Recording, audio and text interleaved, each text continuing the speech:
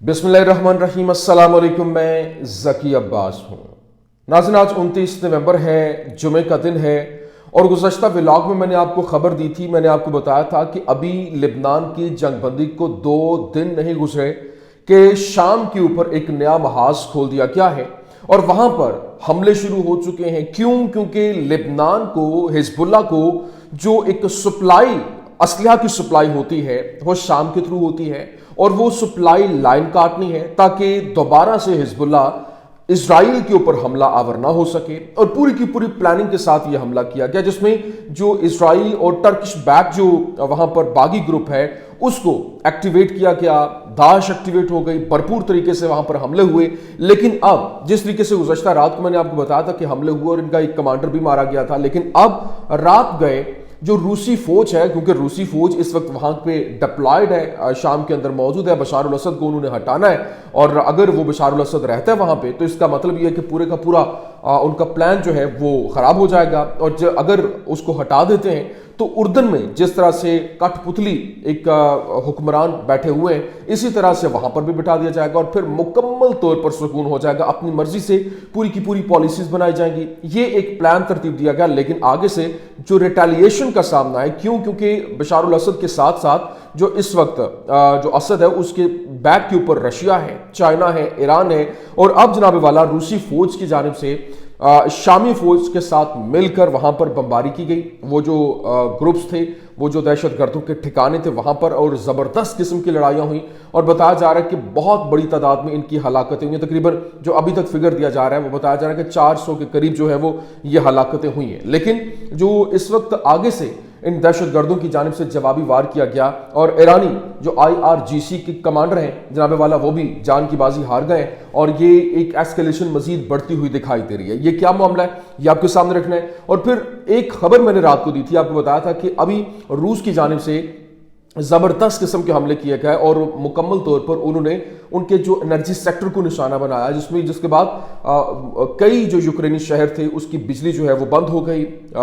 जो electricity outage हो गया, जिसके बाद वहां पर अंधेरे के अंदर शहर जो है वो डूब गए। लेकिन यूक्रेन की जानिब से जवाबी हमला किया गया है और ड्रोन के साथ हमला किया गया, जिसके बाद रूसी ऑयल डिपो को निशाना बनाया गया है और वहां पे आग के शोले निकलते हुए दिखाई दिए। और ये ऑयल, ऑफ कोर्स ऑयल को अगर हिट किया जाएगा तो ऑयल जो है वो तो आग भड़काएगा और आग रुकने का नाम नहीं लेगी। तो ये क्या मामला, ये भी तमाम तर डिटेल्स वन बाय वन आपके सामने रखते हैं। अच्छा नाज़रीन, सबसे पहले तो मैं आपको बता दूं, जिस तरह से मैंने आपको बताया कि गुज़श्ता व्लॉग में भी मैंने आपको बताया था कि अभी लिबनान की जो सप्लाई लाइन है बेसिकली उसको काटना मकसद है। और आज से 2 महीने पहले ही खबरें आना शुरू हो गई थी अगला मुहाज जो है वो शाम के अंदर होगा। क्योंकि हिजबुल्लाह तकरीबन पिछले 1 साल और 1 महीने से जिस तरह से वो लड़ रही है और वहाँ से ईरान से शाम और शाम से लिबनान तक जो उनको सप्लाई हो रही है वो रोकने की कोशिश हो रही है। और नेतन्याहू की जानिब से कई बार जो असद को कहा गया कि आप जो है वो असलहा की सप्लाई बंद करें और सपोर्ट देना बंद करें, लेकिन आगे उसकी जानिब से इनकार कर दिया गया। अब जब उधर से अभी मामला तो रुके ही हैं तो यहाँ पर हमले शुरू हो गए। शाम के अंदर एक ज़बरदस्त किस्म की लड़ाई जो है वो शुरू हो गई और अब जो शामी अरब फौज के खुसूसी यूनिट मगरबी हलब में जो एंगेजमेंट एक्सिस है वहाँ पर पहुँच गए और रूसी और शामी जंगी तैयारे जो हैं वो HCS के ठिकानों, इनके इज्तमात, हेडक्वार्टर्स और सप्लाई लाइनों के ऊपर बड़े पैमाने के ऊपर वो बमबारी कर रहे हैं। जबकि HCS को इस वक्त कई मुहाजों के ऊपर जो है वो पीछे धकेला जा रहा है। और अभी जो खबर सामने आई, क्योंकि ईरान ने तुर्की को शाम के अंदर मुदाखलत के खिलाफ जो है वो खबरदार करते हुए कहा कि उसकी मौजूदगी रूस और ईरान के बरअक्स एक गैर मुजाज और नाजायज़ है जो शामी हुकूमत की दावत पर वहां पर काम कर रहे हैं। उन्होंने कहा कि आप जहां से जैसे वहां पर बागियों को सपोर्ट कर रहे हो, अगर हमारी बात करते हैं तो हम तो शामी हुकूमत की दावत के ऊपर वहां पर गए हुए हैं। रूस अगर वहां पे है तो शामी हुकूमत की दावत पर है। लेकिन आगे से जो तुर्क वजीर खारजा है उसकी जानिब से जो जवाब आया वो बड़ा इंपॉर्टेंट था। उसने कहा कि हम शाम के इलाके में कुछ मुकामी ग्रोहों की जानिब से शुरू की गई नकलो हरकत और इससे मुतालिक पेशरफ्त पर गहरी नजर रखे हुए हैं। हमने अपने फौजियों के हवाले से हर किस्म की एहतियाती तदाबीर इख्तियार की हैं और करते रहेंगे। जबकि तुर्की ने शाम के शहर हलब के अंदर जो मौलिक कार्रवाई के दौरान جو عسکریت پسند گروہ ہیں ان کو اکسانے میں اپنا کردار کو باضابطہ طور پر تسلیم بھی کیا۔ ترکی نے دعویٰ کیا کہ اس نے ابتدائی طور پر محدود کارروائیوں کی کوشش کی، لیکن روسی فضائی حملوں کی وجہ سے اس نے اپنی شمولیت کو بڑھا دیا ہے۔ ابھی یہ خبر بھی سامنے ہے کہ Turkey says Syrian rebel assault near Aleppo is a limited operation. Turkish security sources say the operation seeks to restore the internal border to 2019 de-escalation zone deal, but Ankara tried to avoid it. مطلب یہ انہوں نے کھل کر بتا دیا، لیکن ان حملوں کے اندر جو ہلاکتیں رپورٹ ہوئی ہیں وہ میں نے آپ کے سامنے رکھ دیا۔ ابھی تک بتایا جا رہا ہے کہ 400 کے قریب جو ہے وہ ہلاکتیں ہو چکی ہیں۔ اور پھر دوسری جانب جو اسرائیل اور ترکی کی حمایت یافتہ یہ جو وہاں پر جو عسکریت پسند گروہ ہے، اس نے حلب شام کے اندر IRGC کے کمانڈر کو مار دیا ہے، اور یہ SNN کی جانب سے رپورٹ کیا گیا، جبکہ اس گروپ نے شام کے شمال مغربی حلب کے اندر حملہ کیا، اور ابھی تک ایران نے حلب میں عسکریت پسندوں کا مقابلہ کرنے کے لیے اپنی افواج کو مزید کمک نہیں کیا ہے۔ لیکن ایک طرف تو یہ معاملہ چل رہا ہے، دوسری طرف جو لبنان اور اسرائیل کے درمیان جو ایک سیز فائر کا معاملہ ہے، اور آباد کار اس وقت بھی جو ہے وہ بھرپور طریقے سے غصے کے اندر ہیں اسرائیل میں، کیونکہ ادھر سے لوگ جو ہے وہ بارڈر کی طرف تو جا رہے ہیں اور واپس اپنے گھروں کی طرف جو ان کے اپنے علاقے ہیں وہاں صدرن لبنان، اور لیکن ابھی دوسری جانب جو آباد کار سیٹلرز ہیں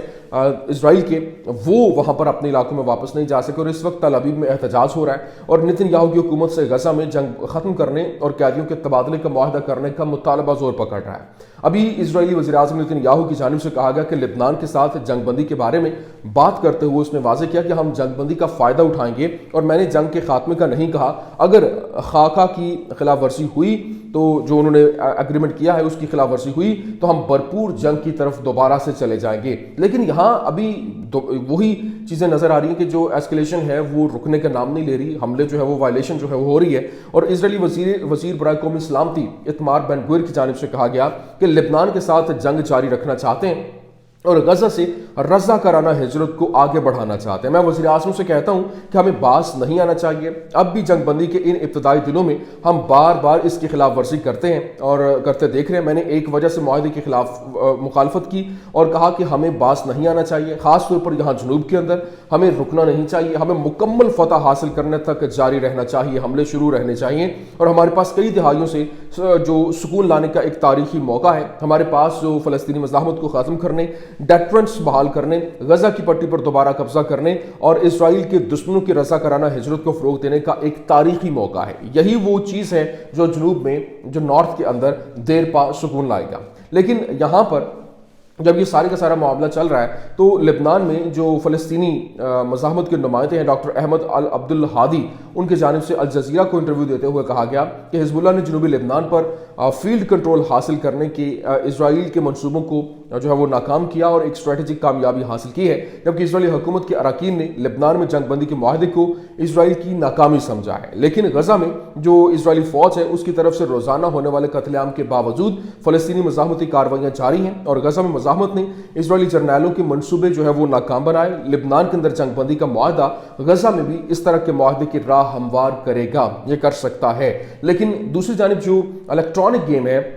جس میں نائٹس آف الیکسا ہے، یہ عالمی توجہ حاصل کر رہی ہے اور مقبول پلیٹ فارم جو ہے وہ اسٹیم پر خریداری کے لیے دستیاب بھی ہے۔ لیکن یہ گیم 7 اکتوبر کو جو فلسطینی مزاحمت کے حملوں کی نقل کرتی ہے، جس کے اندر جنگ کے مناظر اور سب سروں پر جو ہے وہ بنے کرداروں کو دکھایا گیا ہے، جو ڈرون کا استعمال کرتے ہوئے جو اسرائیلی فوجی اڈوں پر جو ہے وہ حملہ آور ہوتے ہیں، اور جس کا مقصد زیادہ سے زیادہ فوجیوں کو نشانہ بنانا ہے۔ اور پھر اس میں اسرائیلی فوجیوں کو ڈائپر پہنے ہوئے بھی دکھایا گیا، اور اسرائیل کے چینل 12 کی ایک رپورٹ کے مطابق اس گیم پر جرمنی، برطانیہ اور آسٹریا کے اندر پابندی عائد کر دی گئی ہے، لیکن یہ امریکہ اور دیگر ممالک میں دستیاب ہے۔ لیکن یہاں ابھی ایک خبر جو ہے وہ رپورٹ ہو رہی ہے اور کہا یہ جا رہا ہے کہ ایران جو ہے وہ نیو یارک ٹائمز نے یہ رپورٹ کیا اور بتایا کہ Iran سسپینڈز plans to strike Israel following Donald Trump's elections victory۔ مطلب نیو یارک ٹائمز رپورٹ کر رہا ہے کہ جو ایران نے اپنا جو اسرائیل کے اوپر حملہ کرنے کا پلان ہے، اسٹرائک کرنے کا پلان ہے، وہ سسپینڈ کر دیا۔ کیوں؟ کیونکہ ڈونلڈ ٹرمپ کی جو الیکشن وکٹری کے بعد یہ فیصلہ ہوا۔ آگے وہ کیا کہتے ہیں، Iran is now applying a reinstate to give Trump a chance to see whether he can end the Gaza war and contain Netanyahu۔ مطلب وہ ایران جو ہے وہ یہ سمجھ رہا ہے کہ نتن یاہو جو ہے وہ آئے گا، اس کو چانس دینا چاہیے اور وہ آئے اور غزہ کی جنگ کو ختم کرے اور نتن یاہو کے حوالے سے وہ جو بھی پلاننگ ہے اس کو ترتیب دیا جائے۔ لیکن ایٹ دس پوائنٹ تمام تر سینیریو دیکھنے کے بعد یہ جو پروپیگنڈا ہو رہا ہے، اب دیکھنا یہ ہے کہ کیا واقعی میں اس کے اوپر بلیو کرنا چاہیے اور ایران کیا واقعی ٹرمپ کے اوپر بلیو کرتا ہے یہ، یا پھر صرف اور صرف ایک محض تجزیہ دیا گیا ہے یا پھر ایک ایجنڈا کے تحت جو ہے وہ خبر ریسٹور کی گئی ہے۔ لیکن میں آپ کو بتا دوں کہ عبرانی میڈیا نے ابھی رپورٹ کیا، ابھی کل کی بات ہے، جو اسرائیلی میڈیا اس نے رپورٹ کیا کہ ایک انٹرسیپٹر میزائل ایک مشکوک ہدف کی طرف داغا گیا، جو کہ بعد میں پرندہ ہونے کا انکشاف ہوا کہ وہ ان کو لگا کہ کوئی ڈرون ہے اور انہوں نے جب نشانہ بنایا تو پتہ چلا وہ تو ایک پرندہ تھا۔ ہم نہیں جانتے کہ اس سے زیادہ شرمناک چیز کیا ہے جسے چھپانا لبنان سے لانچ کیا گیا، یا پھر ایک پرندے کی وجہ سے $50,000 کا جو انٹرسیپٹر ہے وہ میزائل لانچ کیا گیا ہے۔ لیکن میں آپ کو بتا دوں کہ اس وقت جو سینیریو بن رہا ہے اور حالات کی نزاکت کو دیکھتے ہوئے جو سچویشن ہے وہ یکسر تبدیل ہے، اور صحافیوں کی نمائندگی کرنے والے جو یورپی فیڈریشن آف جرنلسٹ ہے اس میں تقریباً 3,20,000 جو جرنلسٹ ہیں انہوں نے اعلان کیا کہ وہ ایکس پر پوسٹ کرنا اب بند کر دیں گے۔ ایک چیز یہ بھی ہے کہ اب جو پروپیگنڈا ہے وہ کم سے کم ہوگا، لیکن دوسری جانب جو رات گئے ایک حملہ ہوا اور بالخصوص جو یوکرین کی جانب سے ابھی حملہ کیا گیا اور ڈرونز کے ساتھ اٹیک کیا گیا، وہاں پر جو اس کو نشانہ لیتے ہوئے آئل ڈیپو کو روسی اور مختلف ان کے علاقوں کے اندر جب حملہ ہوا تو اس میں جو ان کے نشانے تھے وہ ڈائریکٹلی ہٹ کرتے ہوئے دکھائی دی اور آئل ڈیپو کو آگ لگ گئی، کیونکہ اس سے پہلے روس کی جانب سے بھی حملہ کیا گیا تھا اور ان کے انرجی سیکٹر کو نشانہ بنایا گیا تھا۔ اب یہ جنگ مزید خطرناک موڑ اختیار کرتی ہوئی دکھائی دے رہی ہے، اور اب باقاعدہ طور پر جو وہاں پر پیوٹن کی جانب سے اعلان کیا گیا ہے کہ اب وہ جو ان کا اس نے کیونکہ خطاب بھی کیا اور خطاب کے دوران اس نے واضح کیا کہ ابھی جو اس کا آرسینک جو میزائل ہے وہ جناب والا ایک بڑا خطرناک قسم کا جو ہے وہ میزائل ہے۔ اس نے کہا کہ یہ 4,000 ڈگری سیلسیس تک جو اس کی ہیٹ ہوتی ہے، اور سورج کی اگر بات کریں سورج کی جو ہیٹ ہے وہ 5500 ڈگری سیلسیس تک ہے، مطلب اس کی بالکل لگ بھگ ہے۔ اور یہاں پر بتایا گیا کہ سورج کی سطح کا تقریباً 5500 ہے، اور جو آرسینک ہیڈ ہے وار ہیڈ ہے وہ 4,000 ڈگری سیلسیس سے زیادہ گرم ہے، اور جیٹ انجن جو ہوتا ہے وہ جدید جیٹ انجن کمبینیشن جو ہے وہ 1500 ڈگری سیلسیس اور 2000 ڈگری سیلسیس کے درمیان کام کرتے ہیں، جبکہ یہ جو ہے وہ کسی بھی لوہے کو پگھلانے کے لیے مطلب جو جب لوہے کو اگر پگھلایا جاتا ہے تو وہ 4,000 ڈگری کیا وہ تقریباً 500 ڈگری سیلسیس کے اوپر جو ہے وہ پگھل جاتا ہے۔ باقی آپ دیکھیں کہ اگر یہ جو بنکر بسٹرز ہیں وہ ایک کہہ لیں کہ نیوکلیئر ویپن سے بچنے کے لیے اس نے کہا کہ یہ ان کو بھی تباہ کرنے کی صلاحیت رکھتا ہے، تو اگر اب یہ ہوتا ہے تو میں یہ نہیں دیکھوں گا کہ کیا معاملات ہو رہے ہیں، کیسے ہو رہے ہیں، کون کر رہا ہے، کیا نہیں کر رہا، میں ڈائریکٹلی اگر نیوکلیئر جو ایک ہتھیار ہے وہ یوکرین تک پہنچائے گئے تو میرا یہ حملہ ڈائریکٹلی پھر اس کے اوپر ہوگا اور پورے کا پورا یوکرین جو ہے وہ اس کا نشانہ ہوگا۔ تو یہ اس وقت یوں کہہ لیں کہ حالات مزید جو ہے وہ خطرناک ہوتے جا رہے ہیں اور خطرناک صورتحال اختیار کرتے جا رہے ہیں، جو کہ پوائنٹ آف نو ریٹرن پہ پہنچتے ہوئے دکھائی دے رہے ہیں۔ یہ کچھ اہم ترین اپڈیٹس تھیں، میں نے کہا آپ کے سامنے رکھتے ہیں۔ امید کرتے ہیں ویڈیو آپ کو پسند آئی ہوگی، پسند آنے کی صورت میں لائک کیجیے، شیئر کیجیے اور ہمارے چینل کو سبسکرائب کرنا مت بھولیے گا۔ شکریہ۔